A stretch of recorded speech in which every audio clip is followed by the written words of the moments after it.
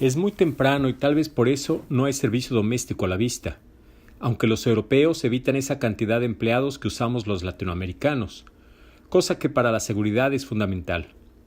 Es la propia Catherine quien nos recibe y amablemente nos ofrece 2 tazas de té que ella misma sirve y nosotros aceptamos para calmar el frío del amanecer. 15 minutos más tarde nos conduce al lugar donde descansan, bajo los cedros, su madre y su padrastro.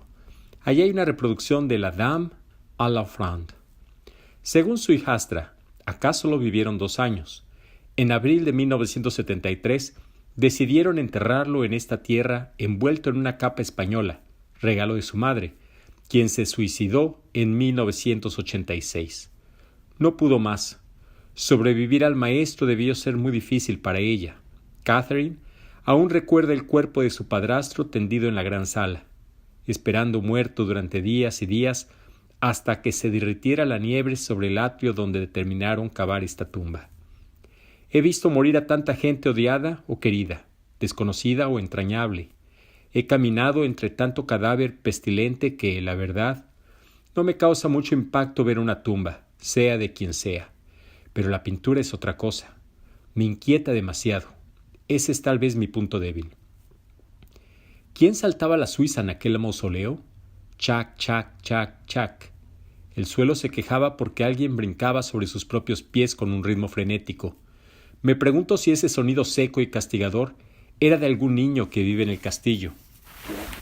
¿Han hecho muchos cambios desde el 73 en el edificio?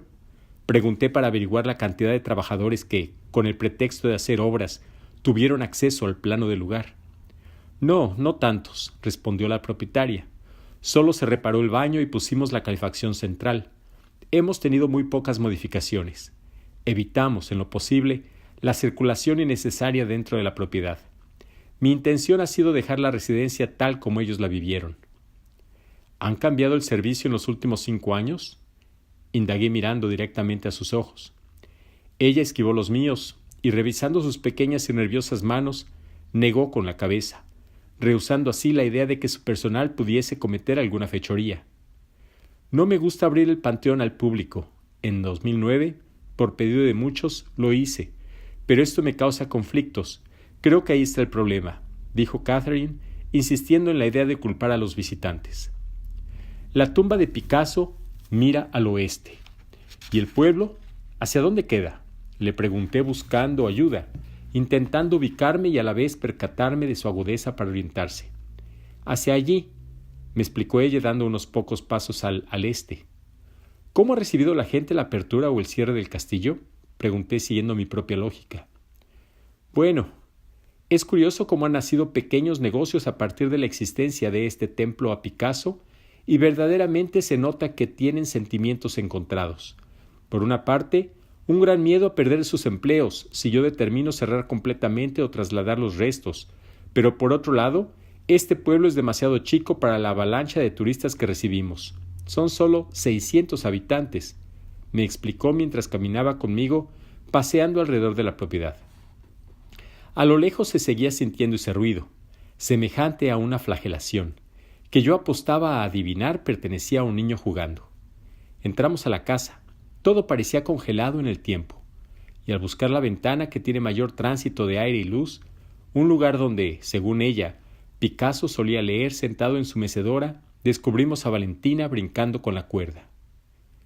¿Es su hija?, preguntó Catherine con una cara amable que yo no quise modificar con explicaciones complejas. Sí, la mayor. Se llama Valentina, afirmé. Oh, sin duda se parecen mucho, exclamó encantada la propietaria de la casa museo. Demasiado, diría yo, exclamé riéndome de la situación. Allí nos instalamos los 3. Valentina, ahora bautizada como mi hija, Fer y yo. En realidad preferíamos uno de esos pequeños hoteles en Aix-en-Provence, pero su amabilidad sin límites y la desesperación por intentar solucionar los temas de seguridad del castillo la hicieron acomodarnos en 2 hermosas habitaciones con poderosas vistas, acosadas por el profundo morado de la lavanda y el impulsivo amarillo de los girasoles. Pensar que esta era la vista de Picasso unos días antes de morir, murmuré. Di tú. dijo Valentina abriendo las ventanas de nuestra habitación familiar. En una casa detenida en los años 60. Aquí todo está encapsulado en el tiempo. Muebles, tapetes, libros. Hay un frío cortante de esos que la calefacción no llega a calmar del todo. Este es otro tipo de temperatura. Una desconocida que viene de los muertos, de la incapacidad que posee el edificio de generar calor por sí mismo con la agitación de la vida diaria de sus sueños. No hay niños. No hay animales domésticos tumbados en el sofá. Abajo, muy bien distribuidos, duermen los objetos de Picasso. Un aparador Enrique II, una mandolina, una simpática chimenea de yeso, pinceles, pintura, caballetes, las sillas que él mismo decoró. Todo luce muerto, cosas perdidas que pueden ser lanzadas a la basura en algún momento porque, en realidad, a nadie le importa. Eso es lo que hace el tiempo con los objetos que nadie toca, los momifica. En la noche nos pusimos a trabajar Fernando y yo en la propuesta que le presentaríamos a Catherine al día siguiente. Estábamos solos porque ella se había movido a su departamento en Aix-en-Provence para asistir a una inauguración.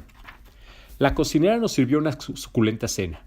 Dejó 2 buenas botellas de buen vino sobre la mesa y se excusó. Debía levantarse temprano para traernos el pan y la leche fresca a primera hora. Como mi francés no es bueno, fue Valentina quien sirvió de traductora. Cuando terminé de organizar todo con Fer, subí a la habitación. Valia se había quedado rendida y tumbada sobre la cama, roncaba como un cosaco. Estuvo leyendo unos curiosos recortes de periódico que tomó sin consultar.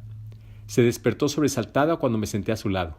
La regañé y le pedí que los regresara al salón inmediatamente. Se trataba de un recorte sobre Hitchcock y una página del semanario taurino El Ruedo, del 6 de agosto de 1959, donde anuncian una corrida en la que participarían sus íntimos amigos los toreros, Luis Miguel Dominguín y Antonio Ordóñez. Valentina no conoce nada de toros, pero yo sí. Me hizo mucha gracia comprobar que esos eran en realidad los gustos del maestro. Por favor, loquita, baja y pon eso donde estaba. La miré serio y le expliqué con rigor que, si Catherine veía que los responsables de la seguridad estaban violando su orden, nos echaría del castillo inmediatamente. Era una mujer austera y recta. No andaría con miramientos. Valentina tenía varias virtudes, pero le faltaba una muy importante, el sentido común. La cubanita bajó corriendo como alma que lleva el diablo. Voló por los escalones ofendida, se insultaba cuando se le agarraba en falta. Atolondrada y soberbia, resbaló por la curiosa escalera de la vanidad, como le llaman los franceses a estos peldaños laberínticos que comunican los niveles de los antiguos fuertes. Lo hizo a ciegas. Sin poner asunto a sus pies, rodó hasta llegar al final y cayó en la primera planta, mientras Fer, avisado por el ruido, corrió a socorrerla. Valentina, por favor, reaccione, oiga, gritaba el guardaespaldas un poco alterado al verla desplomada en el suelo, sin conocimiento. Yo bajé pisando cautelosamente los peldaños de aquella peligrosa escalera, pensando cómo carajo se las ingenió Picasso para no rodar en cueros o en calzoncillos desde la segunda estancia hasta el suelo. Caminé tranquilo hasta ella, y cuando por fin me asomaba buscando los ojos de la loquita, sentí un bramido que salía de su boca gritando «¡Buah! ¡Yujú! ¡Los engañé a los 2! Gritó ella luego de una buena carcajada y un salto de venado que casi nos tumba. Nos echamos a reír y, después del susto por la broma y las risotadas finales, decidimos probar alguna de las buenas botellas de vino que nos había dejado nuestra anfitriona a mano. Primero un Chateau Grand May y luego un Domaine de Chevalier. Creo que ese no es el orden correcto. Debería probarse antes el Domaine y luego el Grand Maine. Lo digo por el cuerpo. El primero es más intenso, aunque la verdad yo particularmente dejaría todo eso por un buen champán, explicó Valentina, quien para sorpresa nuestra le sabía un mundo a los vinos franceses. Bueno, pero ¿y eso? ¿También conoces de vinos? ¿Acaso en tu campamento de pioneros exploradores les enseñaban a catarlos? Solté la pregunta con toda la carga de ironía que pude. Me encanta provocarla. Pues no, dijo ella cortante y un poco altiva. Yo atendí a Madame Mitterrand en Cuba y unos meses antes me hicieron pasar varios cursos con especialistas de la embajada francesa para que no fuera a equivocarme con nada. No me digas. Pues en el auto tengo 2 botellas de Moi en Chandon. Son tuyas si nos cuentas detalles, dije mostrando a Fernando el camino al auto, dispuesto a tener una noche de confesiones y anécdotas relacionadas con la alta política. Diario de campaña número 19, Miami, Orlando, Florida, Estados Unidos, noviembre a diciembre de 1986. A finales de mes volví a verme con Santiago, que me hizo llenar unos formularios de rigor y además me advirtió que tendría que pasar por un examen de veracidad usando el detector de mentiras. Es solo una formalidad para cerciorarnos de que no estás espiando para otros. Pasé unos días con las niñas en Orlando para disfrutar juntos del reino de Mickey Mouse. Mientras caminaba por el país de la fantasía, me preguntaba cuán lejos se encuentra el ciudadano común de los males que aquejan este mundo. Los adultos se movían con soltura por aquella escenografía, acreditando la veracidad de esa extraña puesta en escena. La contradicción esencial que se ha creado entre padres e hijos radica en el fraude, en la delirante falacia en la que los educamos. Cuando los niños crecen, descubren la mentira que les hemos propinado, enajenándolos durante toda su infancia con ilusorios cuentos de hadas, con una vida diferente a la nuestra, acoplada como satélite, vigilando y protegiendo sus pensamientos, aislándolos en su entorno, tratándolos como si poseyeran la fragilidad de un globo que flota en nuestras manos y que en cualquier momento puede estallar. Pero también adoctrinándoles con esas películas hollywoodenses en las que siempre el bien triunfa sobre el mal, prometiéndoles un universo donde nosotros mismos no hemos vivido y al que ellos jamás accederán. Entonces llega la adolescencia y se ven disfrazados de reyes y princesas en los videos o fotografías de sus primeros cumpleaños, y es justamente ahí cuando explota la guerra generacional. Nos preguntamos qué fue de esa criatura dulce y cariñosa. ¿Por qué se presenta ahora ante nosotros como un desconocido? El niño creció y se ha dado cuenta de la gran estafa. Aparecen los dramas económicos que heredan de sus padres, sus contradicciones éticas y morales. Descubren que existen las drogas y el alcohol, la pornografía, la represión y la enfermedad del poder. Nuestros hijos se asoman con vértigo a la descarnada realidad y es ahí cuando Disney World les tira la puerta en la cara. Mi generación creció después de la Segunda Guerra Mundial y luego de que el comunismo tomó el poder en Cuba. Sobrevivimos a un drama que los mayores no tenían más remedio que poner sobre la mesa. Nuestras decisiones familiares, las de huir al exilio o quedarnos y asumir estoicamente en Cuba el trastorno que causaría el fusilamiento de la cabeza de familia, se tomaron en conjunto. Los problemas sociales, las carestías y sus daños colaterales eran el pan nuestro de cada día. Jamás me sentí estafado por mi madre. De hecho, fui yo mismo quien trabajó desde temprano para hacerles más llevadera su existencia. Papá, la maestra me ha preguntado en qué trabajas, dijo una de mis hijas, la más pequeña, durante una comida en el parque de atracciones. ¿Y tú qué le contestaste, mi amor?, le pregunté intrigado. Bueno, le he dicho que eres actor, respondió sabiendo que aquello no era del todo real. ¿Actor? ¿Y por qué actor, mi vida?, indagué más que curioso, sorprendido. Dice mi abuela que tú eres el malo de la película, explicó ella, con solo 7 años, mientras doblaba delicadamente su servilleta para ponerla sobre sus piernas. En principio todo aquello me pareció tan gracioso que mis risotadas resonaron sobre los vidrios del lugar, amplificándose en un eco que las deformaba. La niña mayor me miró cuidadosa, sonrió amable tratando de acompañarme en mi gran carcajada, pero su examen agudo y delicado me cortó el impulso de pensar que aquello era gracioso. Fue entonces cuando me percaté de la dura realidad. No se trataba de una broma. Ellas necesitaban con urgencia una explicación sobre mis prolongadas ausencias. Mientras pedía el menú, ganaba tiempo para encontrar una profesión que no estuviera lejos de mi verdadero oficio. Y yo mismo me pregunté qué denominativo podría darme para que ellas entendieran. Frente a nuestros ojos y desde una pantalla gigante pasaban las memorables secuencias finales de los cuentos clásicos infantiles. Blancanieves, La Cenicienta, La Bella Durmiente. Allí encontré la mejor explicación, una que ellas, al crecer, al saber quién fue verdaderamente su padre, les resultara coherente. ¿Saben? Creo que la abuela tiene razón, expliqué respetuoso, porque aunque yo no soy un actor profesional, en mi vida me toca interpretar muchos personajes, y algunos, a simple vista, pueden parecer negativos, pero yo les aseguro que es por una buena causa. A veces soy el malvado lobo feroz, otras el inmaduro Peter Pan, pero casi siempre suelo presentarme ante la gente como Robin Hood, lo que eternamente seré. Y quiero que lo sepan, es su papá. Ese no es un personaje, es el gran honor que la vida me ha regalado. Yo soy todas las cosas buenas y malas en este mundo, pero sobre todo el papá de ambas. ¿Entendido? La más pequeña comenzó a preguntar si además de estos personajes yo había sido alguna vez Bambi o Gulliver, pero la mayor rompió en sollozos y terminó vomitando la cena sobre el mantel.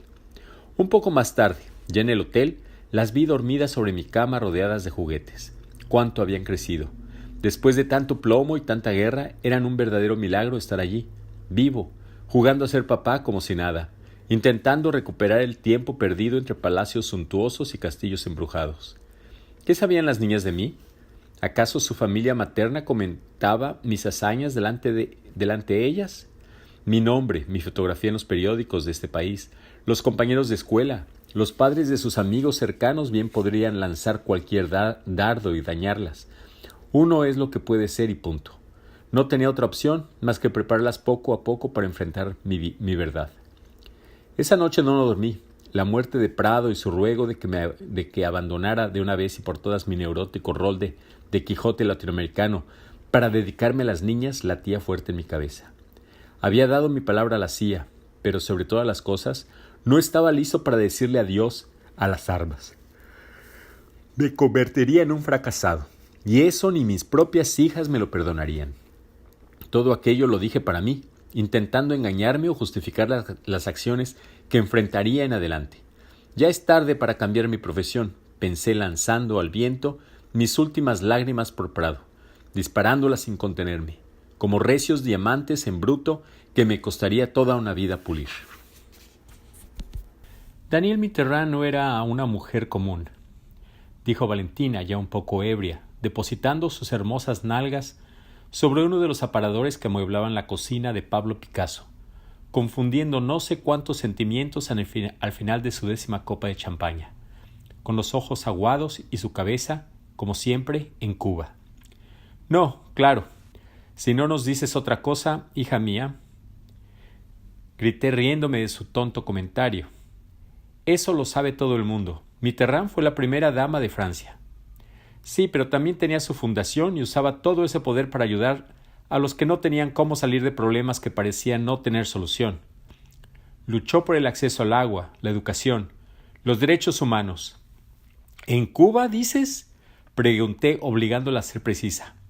Ay, chico, en Cuba y en otras partes del mundo. Según decía mi padre, ella tenía un alma noble y no se quedaba callada con las injusticias, contestó la cubanita pichona de diplomática, absolutamente convencida y aleccionada. Y tu padre era amigo de ella, ¿verdad? Le dije indagando los detalles. Mi padre era alguien que ella adoptó durante los años que vivimos en Europa, soltó por fin. Ah, lo adoptó. ¿Y eso por qué? Insistí. Pues porque mi padre era un diplomático inusual, que nunca le mentía y que cuando ella le preguntaba por Cuba, le hablaba con la verdad, por muy dura que fuera, respondió con nostalgia Valentina, sin dejarme tiempo para ironizar sobre la política exterior cubana. Él era uno de los pocos diplomáticos que se negó a pertenecer al Partido Comunista. Nunca pudieron obligarlo. No se atrevieron, porque papi siempre los amenazaba con retirarse. Qué curioso, dije admitiendo lo inusual de la situación. Entonces la conociste de niña, cuando aún ella era primera dama. Volví al punto que me interesaba. No, mi padre no me llevaba a sus reuniones. Yo estaba en casa con mi madre o en la escuela. La conocí en Cuba, cuando tuve que atenderla como parte de mis prácticas en el departamento de protocolo. No me había ni graduado, figúrate, explicó abriendo sus enormes ojos azules. Y estabas ahí porque tu padre provocó el encuentro. ¿Me equivoco? Traté de adivinar mientras ella se bajaba de la enorme barra para buscar un poco más de champaña en el refrigerador. No, chico, fue casualidad, explicó, y al virarse para entender el porqué de nuestras risotadas, se besó la luz que siempre lleva colgada en su cuello. Lo juro. ¿Qué sentido tiene mentirles? Nosotros no podíamos parar de reírnos. ¡Qué belleza! ¡Qué ingenuidad la tuya, loquita! grité a los cuatro vientos mientras Fernando se cagaba de risa. «Shh, por favor, bajen la voz». Ok, acepto que yo resultaba confiable, que a través de papi conocía el tema y estaba mejor preparada que el resto. Pero sí, me tocó como parte de las prácticas cuando todavía estudiaba el técnico medio de protocolo. «Ay, ya, por Dios», dije tratando de calmarme. «No importa que no me crean. Lo verdaderamente interesante es todo lo que pasó con ella», explicó Valentina perdiéndose por el pasillo hacia la escalera, tratando de cerrar la conversación. «Venga, no me haga ir a buscarla», gritó mi guardaespaldas de forma poco amigable. «Déjame a mí», dije apretando el paso hasta alcanzarla en plena escalera. Ella se resistió, yo la cargué y me la llevé a la fuerza para depositarla sobre el aparador. «Eres una potra cerrera», la zarandeé para que regresara al punto. Claro que deseábamos ver el final de su historia. «Estate tranquila, te vamos a escuchar, ¿ok?» «Díganos, señorita de protocolo». «Le escuchamos atentos», prometió Fer, regresándole su nueva copa de champaña. Ella, con cara de pocos amigos, volvió a la carga. El problema es que, en ese momento, todo lo relacionado con la cultura estaba en capilla ardiente. Cerraban exposiciones y tenían preso a uno de los mejores cineastas jóvenes de Cuba. ¿A quién? Averigüé por si lo había escuchado mentar. Marco Antonio Abad, contó Valentina entrando en materia. ¿Y por qué estaba preso el muchacho? ¿Qué hizo? ¿Una película pornográfica? Pregunté en broma, pero al mismo tiempo acertando. Bueno, casi, murmuró risueña. El muchacho hizo un video con un discurso de Fidel, y sobre las imágenes del comandante hablando, superpuso la imagen de una masturbación. ¿Cómo? Quiero conocer a ese hombre. Aún debe de estar podrido en la cárcel, ¿verdad? No, Madame lo sacó. Gracias a ella, a mi padre y a varios artistas de Hollywood que estaban presionando, exclamó orgullosa. Mierda, qué cosa más loca la de ese hombre. Me encantaría conocerlo. Mi padre está muerto, Adrián, recordó ella. No, a Marco Antonio. ¿Cómo fue que lo sacó? Averigué inquieto. Papi le explicó a la ex primera dama que no tratara de imponerle nada a Fidel, porque en él las imposiciones no surtían efecto. Si ella le hablara de los famosos derechos humanos, la ignoraría por completo.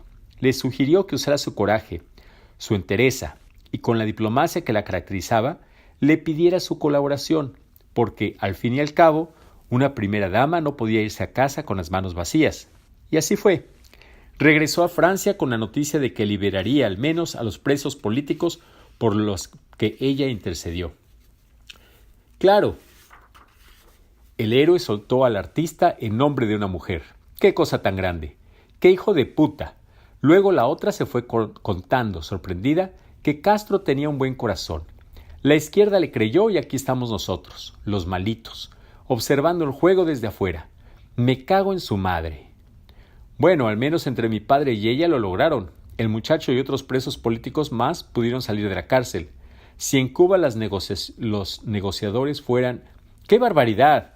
Todo eso me parece tan decadente. Una sola persona dirigiendo un país por tanto tiempo, decidiendo que un joven vaya a una cárcel por un simple video. Adrián, una vez que se toma el poder es difícil soltarlo. Ya lo sabes. Eso le pasa a todo el mundo. Pero lo de Fidel ha sido ya una exageración. Cuéntame de Madame. ¿Cómo era ella? ¿Dónde la conociste? Cambié el tema un poco cabrón. Traté de relajarme, porque no era mi intención espantar a Valentina. La conocí en el aeropuerto. Yo aparezco siempre en la pista. Guío a los jefes de Estado, a personalidades o a los nuevos embajadores hasta el salón VIP. Ella no quiso quedarse mucho tiempo allí dentro.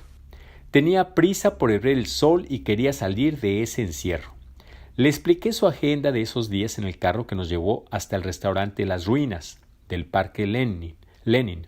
Ahí conversamos un poco sobre mí. Ella me contó que también le apasionaba el protocolo.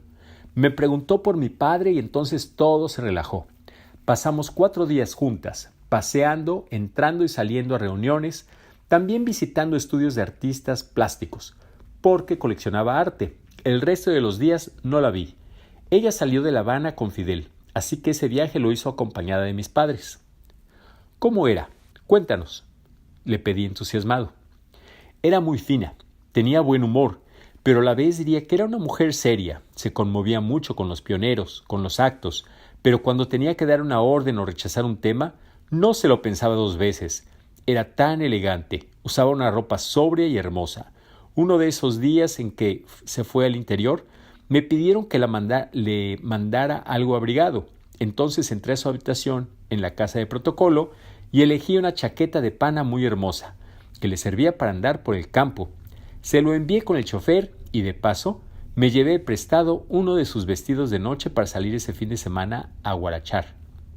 ¿Cómo? ¿Y te lo pusiste? Pregunté casi sin creerlo. Sí, esa noche me fui vestida así para la discoteca del Comodoro, como con un noviecito que yo tenía, y nadie podía imaginarse que aquella joya era de Mitterrand. Fue ahí cuando supe que Valentina no tenía límites, que su inconsciencia podía hacerle entrar en cualquier componenda. Le faltaba entrenamiento, pero si se le pulía, sería capaz de todo.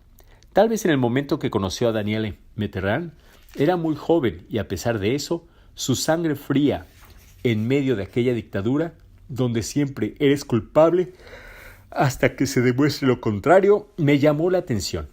Tiene madera, es arrojada, pensé al verla describir cómo bailaba disfrazada de primera dama. Diario de campaña número 20. Estados Unidos, Centroamérica, octubre de 1985 a diciembre de 1986. Regresé a Miami después de llevar a las niñas a Orlando y visitar a mi hermano y mi madre en San Francisco. De vuelta al mundo real. Tras pasar días tan familiares y diáfanos, esos que reblandecen el carácter y te vuelven peligrosamente vulnerable a causa de los recuerdos y el exceso de apego, me expuse, nada más y nada menos, que al detector de mentiras. ¡Qué contraste! Pensé al salir de aquellas 5 largas horas del interrogatorio. Te felicito. Pasaste el test, me confirmó el oficial, con la tranquilidad del deber cumplido en el cuarto de hotel destinado para este tipo de investigaciones. ¿Cuál es el próximo paso? Averigüé sintiendo claustrofobia. Saldrás después de Nochebuena.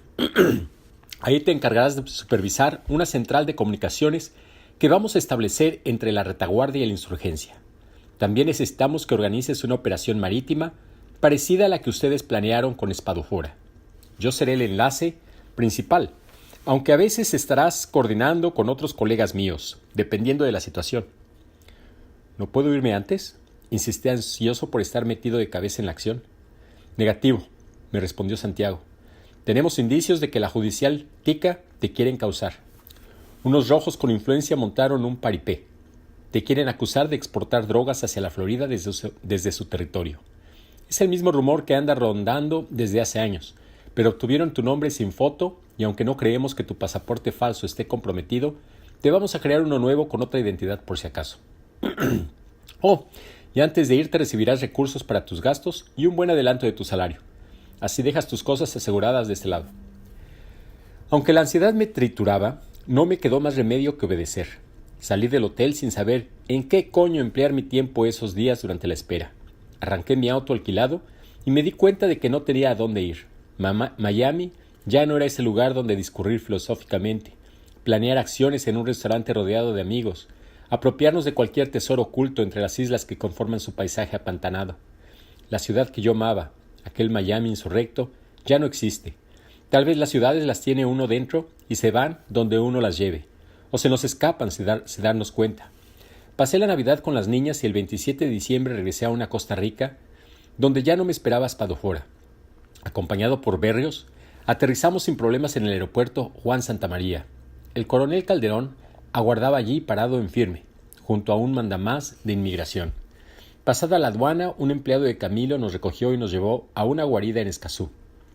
«Bienvenido, 007», me dijo Villanueva, recibiéndome con una sonrisa de oreja a oreja. «¿Quién nos iba a decir que terminarías de James Bond?», bromeó Montero desatando tremenda carcajada. «Váyanse al carajo, hijos de puta», contesté abrazándoles entre brincos de alegría. Sin desempacar, nos servimos la correspondiente dosis de Johnny Walker Black Label que ameritaba el momento y comenzamos a conspirar. Nos desvelamos toda la noche. Hacía meses que nos veíamos y había mucho tema que despalillar y toda una cadena estratégica por concebir. La teoría dictaba que, con los recursos de la CIA, podíamos suplir la escasa infraestructura actual de abastecimiento y artillar eficazmente a las tropas antisandinistas. Ya Montero tenía preparado un equipo de infiltración para ingresar en la costa atlántica, y el gordo Ramón había tejido una red de colaboradores en el área de Limón. Entre enero y febrero organizamos los cimientos esenciales del proyecto. Con este importante flujo de capital se echó a andar la empresa. Primero creamos un centro de comunicaciones al que llamamos CC. Ahí nos aislamos totalmente de lo que no tuviera que ver con la maniobra. Yo, como encargado de la base operativa, seleccioné como respaldo a un exsargento de la Guardia Nacional del tiempo de Somoza. El hombre venía bien recomendado y como me gustó su estilo decidí captarlo. Todos los radiotelegrafistas fueron reclutados por él tras pasar por su respectiva sesión en el detector de mentiras. El que aprobaba recibía un curso conciso e intensivo en métodos de criptología. Los beneficios eran óptimos, pero cada miembro estaba consciente de que tenía que permanecer 28 días consecutivos incomunicado. Villanueva se encargó de alquilar viviendas y comprar el material necesario para encauzar las ideas trazadas. Antes de marzo recibimos una embarcación llena de pertrechos y toda una escuadra encabezada y afinada por Montero. Al desembarcar, se toparon con un destacamento guerrillero y en menos de 4 semanas nuestra gente logró localizar y entrevistar a la mayoría de los principales comandantes de la región. Cuando la comitiva retornó, ya traía consigo una apreciación actualizada de los alzados en el interior. Se ve a la legua el respaldo que hay entre los campesinos y la guerrilla, y de los jefes que visité. Ninguno se opuso al plan. Están cansados de las manipulaciones de Den, exclamó Montero. Aparte, les dejé libretas de códigos y les entrenamos sus radios operadores para comunicarnos con la mayor seguridad. ¿Entonces aceptaron nuestro proyecto?, pregunté tratando de resumir. Positivo, me aseguró el panameño con su sonrisa habitual. La nave va, grité en italiano evocando a Federico Fellini en un fabuloso filme que había visto con mi hermano hacía muy poco en una pequeña sala de cine en San Francisco. Nuestra brigada bolivariana va, grité eufórico en medio de la noche. ¡Qué fuerte! Nunca pensamos que la cosa arrancaría de este modo. Pero es un hecho, ya entramos en el ruedo, me dije pensando en todo lo que uno tiene que aceptar para poder cumplir sus objetivos. Entonces recordé aquello que decía el hijo de Jorge Massetti. Es fácil convertirse en un corsario, basta en creer en una causa y en un monarca que te utilice. Fernando y yo estuvimos de paso en esa guerra, dijo el parce mirándome fijamente. ¿De paso?, pregunté un poco confundida, estropeada por el cansancio, examinando los ojos del guardaespaldas, siempre alertas. Faltaba poco para que amaneciera y ese es el momento en que, a pesar del insomnio, suelo encontrar paz y rendirme. Ahora no. Ahora me sentía atormentada. Los ojos se me cerraban y sin embargo necesitaba estar atenta y lúcida. Un olor a castañas quemadas venía desde la cocina. Poco a poco se despertaba el fogón y sabía que en breve alguien traería leche caliente recién ordeñada, café y pan artesanal para empezar el día. Sí, esa guerra no nos tocaba, pero ni modo, había que camellar y allá fuimos. Sexo, drogas y rock and roll, de todo había allí. ¿Drogas? No sabía que en la guerra de Angola hubo drogas, exclamé sorprendida. Claro que sí, mucha droga que pasaba de allí rumbo a Europa. ¿O de qué tú crees que se trataba todo esto? Los puentes son, respondió Adrián mirando a su compañero con cara de quien tenía todo el derecho a aseverar lo que decía. Había que ser ciego para no darse cuenta, masculló el Nica desde la ventana, buscando el ángulo idóneo para examinar el paisaje. El parce también vigilaba, pero desde su memoria. ¿Qué te contó tu madre?, preguntó curioso Adrián. Muy poco. Siempre decía que contar era delicado para ella y para los demás. Les dije sinceramente. Bueno, sí, claro, es delicado, sobre todo cuando se trata de un tema tabú como la mayor parte de la historia real de Cuba, desde el 59. Pero fíjate, nosotros que hemos vivido tantas guerras, sabemos que todo eso queda en la memoria colectiva de los veteranos, y que algún día, más temprano que tarde, tendrá que salir a la luz. ¿Qué viste allí, Fer? Explícale a Valentina. Mucha mierda, decretó con 2 palabras el centinela alerta. Valentina, los cubanos estuvieron 15 años allí, más de 50,000 hombres y las mujeres, creo, Haciendo un cálculo general, no llegaron ni al 10% de esta cifra. Imagínate tú, 10 mujeres entre 100, trató de explicarme Adrián contando con sus dedos. Mi madre vivió un episodio muy feo dentro del avión que la llevaba allí. Un poco antes de aterrizar, alguien quiso aprovecharse de ella sin haber llegado. En el mismísimo aeropuerto comenzaban la cacería. Primero visitas, después las invitaciones, casi voluntarias, pero al final obligatorias. Recuerda que una guerra es ese lugar donde las órdenes no se discuten. Fiestas privadas, cenas y a eso casi siempre le siguen convites para orgías o tener sexo con 2 de ellos al mismo tiempo. Cuando alguna muchacha ofrecía resistencia, aparecían las trampas o el chantaje. Así que ni se te ocurra juzgar a tu madre, porque eso era así de duro como te lo estamos contando, me explicó Adrián, sentándose sobre la enorme mesa. Desde allí vigilaba mucho mejor el ángulo contrario al que podía chequear Fernando. Las drogaban y les tomaban fotos sin ropa para chantajearlas. Si se ponían jíbaras, las mandaban a provincias lejanas o directamente a combate. Eso significaba que no llegarían vivas a Cuba, o que vivirían en aldeas hasta el final de la misión. Y nadie sabe cuándo sería eso, dijo Fer con una risa entrecortada, sacando su arma para limpiarla, con un paño que alguien había abandonado sobre el sofá cercano a la ventana. ¿Y cómo pudiste entrar a ese país con tu nombre y apellido? ¿La seguridad cubana no supo? Le pregunté infiriendo que él, como siempre, tenía una buena respuesta para mí. No, yo tengo muchos nombres y apellidos, pasaportes adulterados, y cada 2 o 3 meses brindo por un cumpleaños distinto. He muerto y he nacido muchas veces. Apréndete eso bien.